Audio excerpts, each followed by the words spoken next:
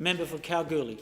Yes, thank you, Mr. Acting Speaker. I appreciate the opportunity to respond to the Premier's statement and also note a lot of the great work that's been done by this government, and particularly the work in regional areas, a lot of which has been through royalties for regions.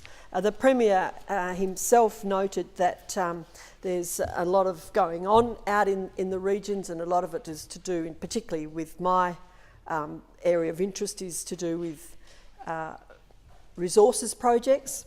He noted that there's $146 billion worth of projects either going into or under construction, and listed some of those.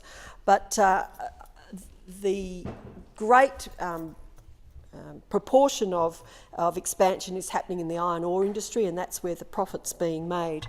Of course, in the gold industry, which is what Kalgoorlie is well known for, times are not quite so rosy, and in fact the cost of production in the gold industry has actually doubled from $511 an ounce in 2007 through to $1,100 an ounce in 2013.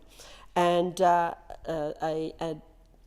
survey by Citi has actually noted that 98% based on production of gold companies have production costs which match or exceed the current price of gold. Now, the price of gold has come up a little bit in the last week or so. It's over $1,300 an ounce now, and hopefully that will continue.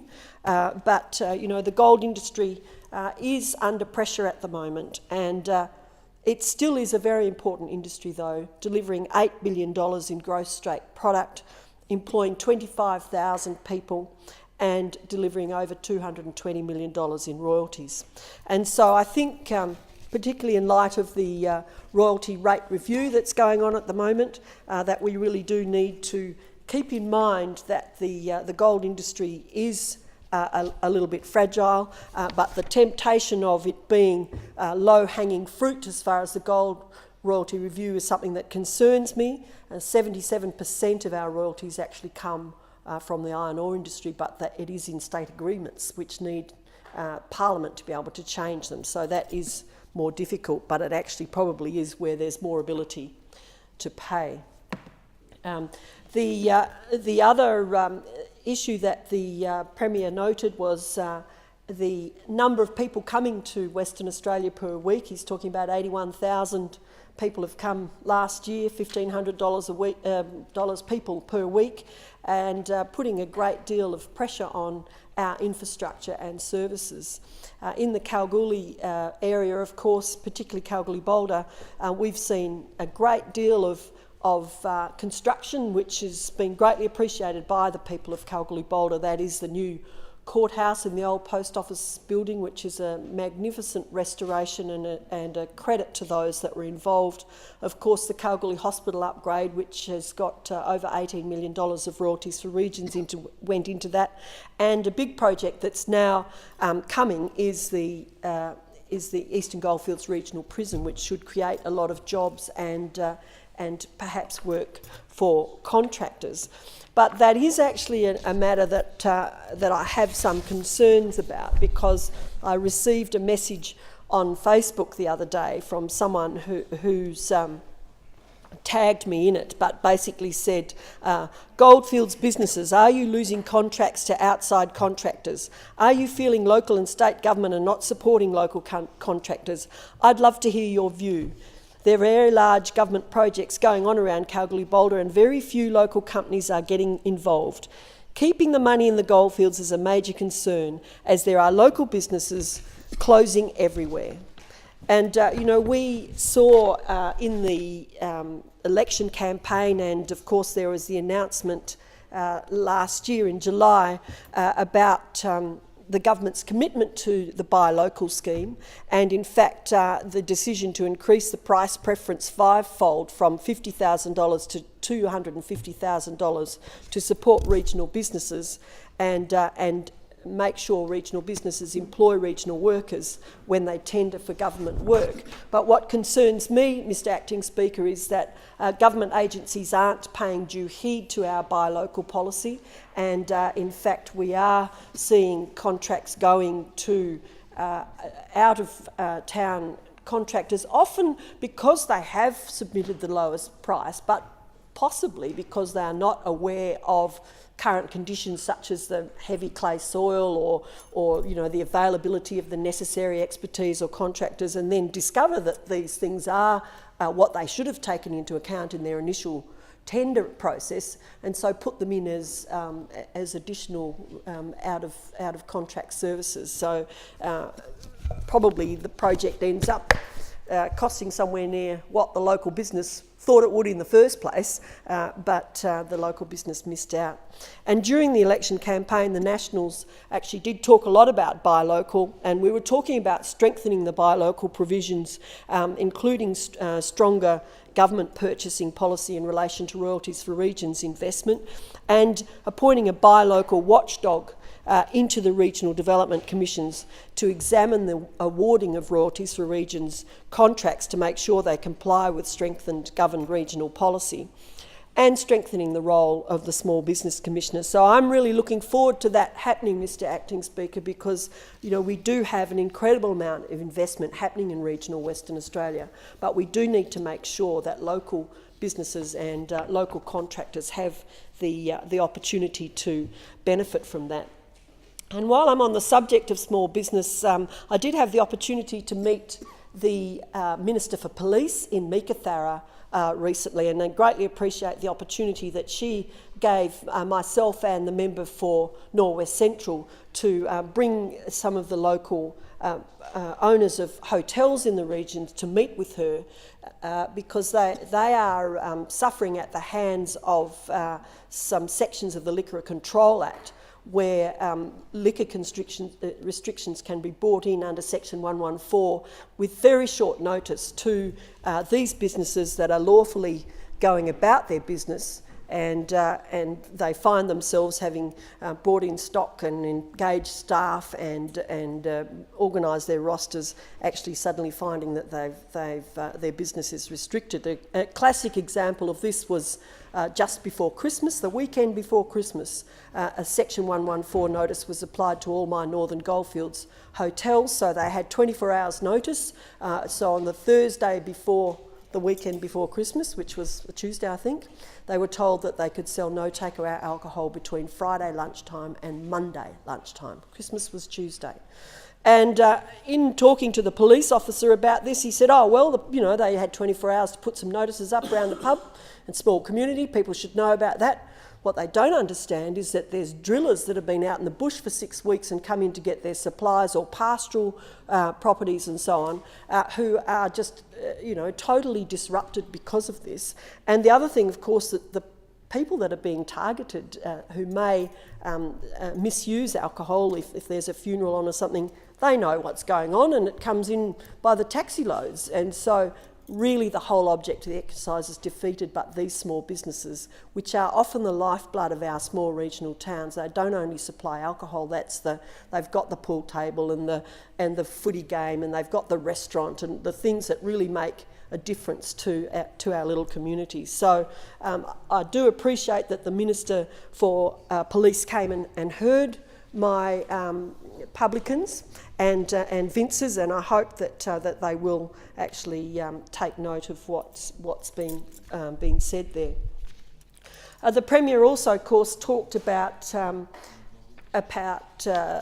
rebuilding our public hospital system with $7 billion investment into 80 different projects in more than 100 towns and cities across the state. And this is truly an amazing achievement, and I think this government certainly has transformed health services in Western Australia, not only in the city but in the regions. And we've got new hospitals in Albany and Karratha and Port Hedland, although that was started under the previous government. We've got upgrades in Kalgoorlie and so on. So all greatly appreciated, but obviously there's still more to do, Mr Acting Speaker, and a couple of issues that have been raised with me and my electorate I think need attention under some of these regional health initiatives. And we've had the Southern Inland Health Initiative, which is over $500 million gone into regional health services in the southern half, and then of course in the most recent budget there's the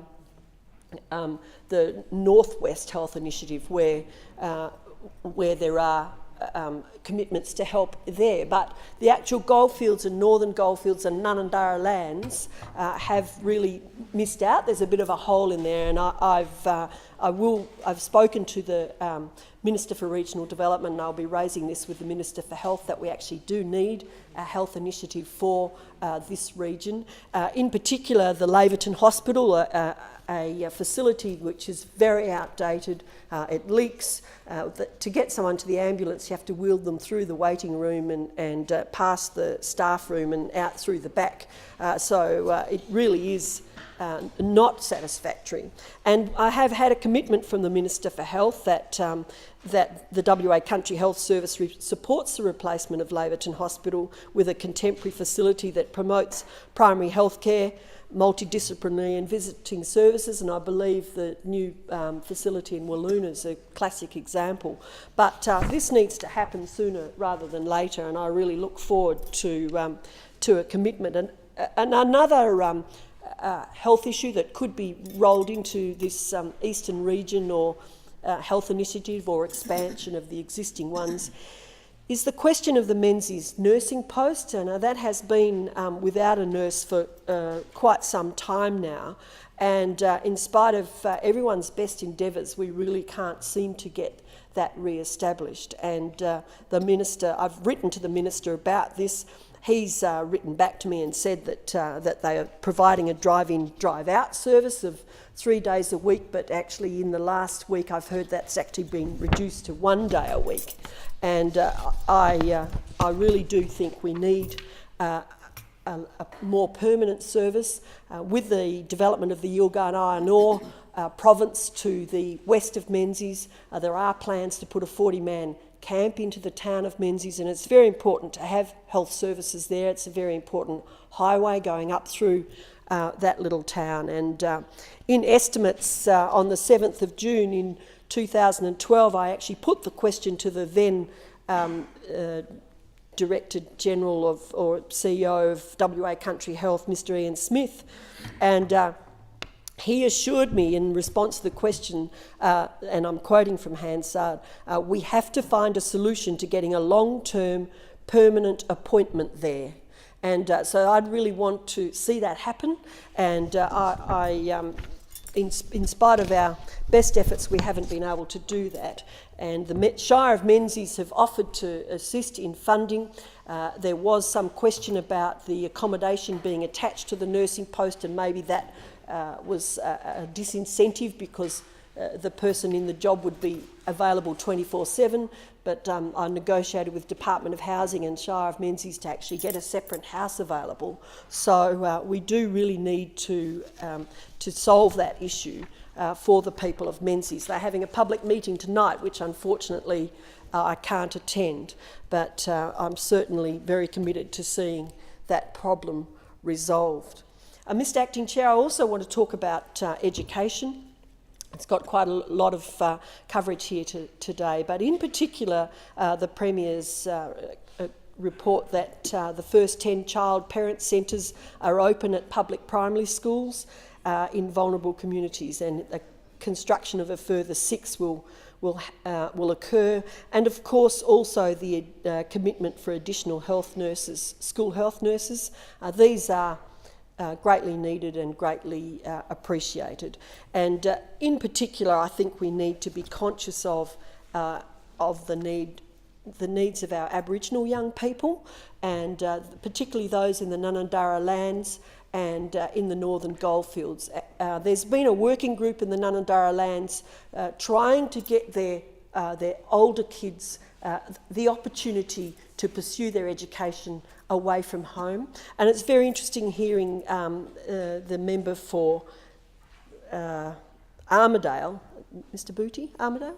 Member for Armidale talking yesterday about the need maybe to put some of these kids into hostels, and then he talked about how we are all a little bit reluctant to do that because of the terrible history of the stolen generation.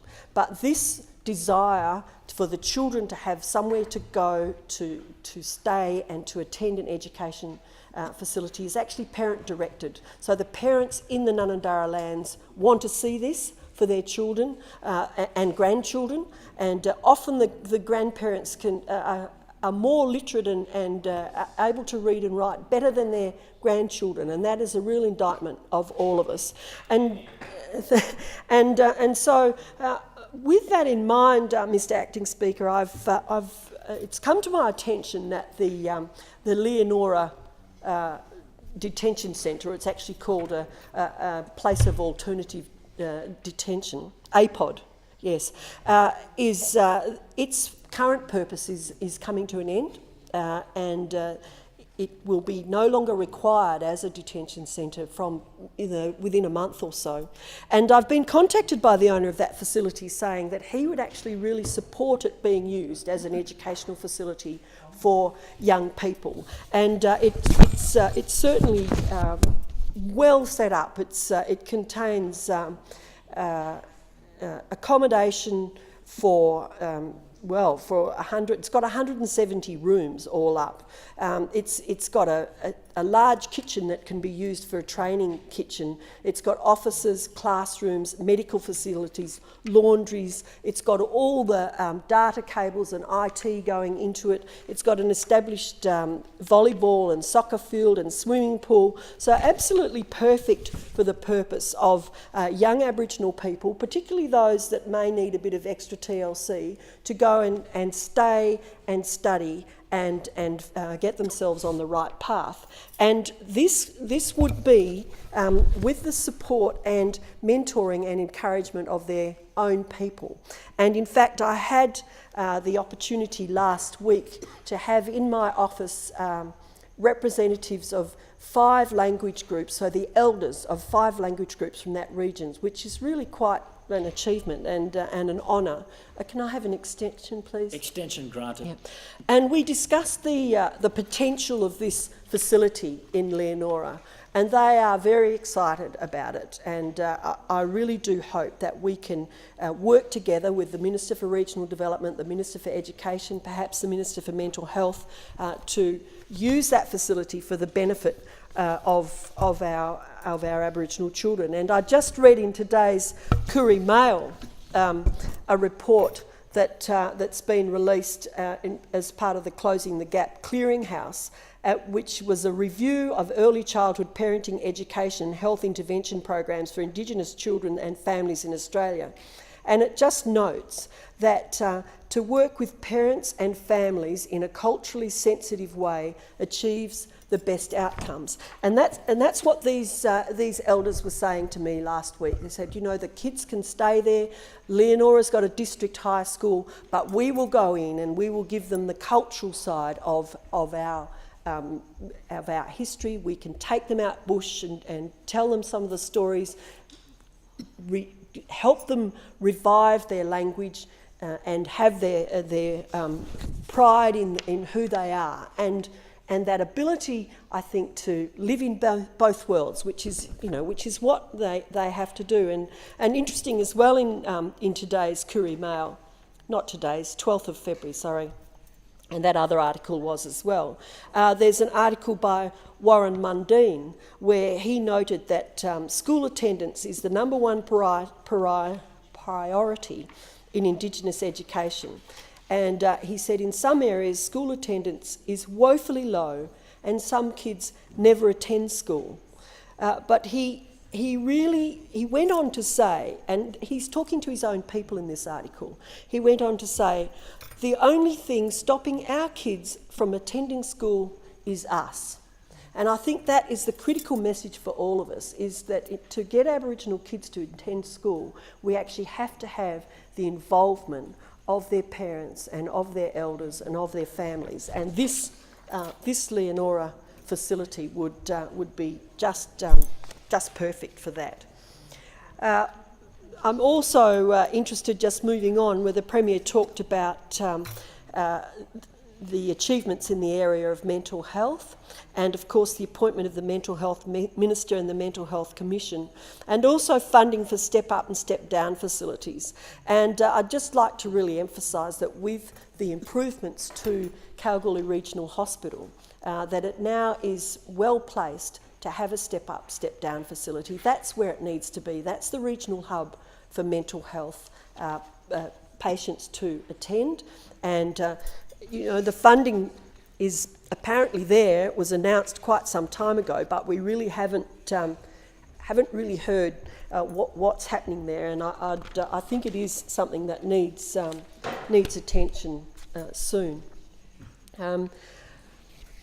There's also been a lot of discussion today about housing and about homelessness and about children, being the victims of homelessness. And I just thought I would share with members something that we're doing in Kalgoorlie, and it's just a quiet little thing, but it's actually making a difference. And that is, we've got a little group that meets in my electorate office quite regularly, and it's called Save Our Homes Group. And we get the regional manager of housing, Diane Blades, who deserves a medal. She has been with housing for quite some time in the goldfields and doing a brilliant job, and very, very keen to ensure that people find housing in a timely manner. So this group meets. It includes my electorate officers and then the various non-government organisations, the Salvation Army, Red Cross, other groups that actually, the Community Legal Centre, anyone who can actually help a family stay in their home. And so what we do is when a family receives a first strike, then everybody knows about it. We sit around the table and say, right, here's a family at risk of losing their home. What are the issues? How can we work with them to prevent the second and third strike happening?